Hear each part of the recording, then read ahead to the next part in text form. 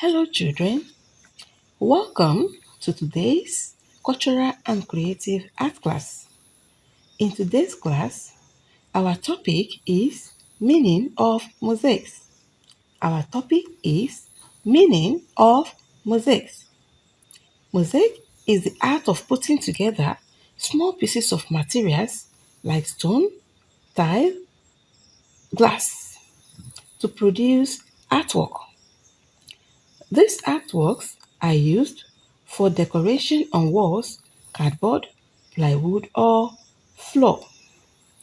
Materials for mosaic making. Materials for mosaic making. Number 1, tiles. Number 2, pieces of glass.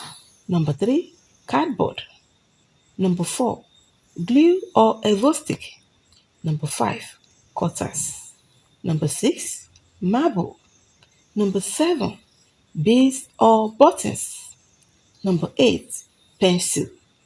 Number 9, cardboard. Number 10, scissors. Number 11, old calendars. Number 12, stone. So children, that is all for today. Hope you enjoyed the class. See you in the next class. Please subscribe to this channel, like, and turn on the notification button for more videos like this.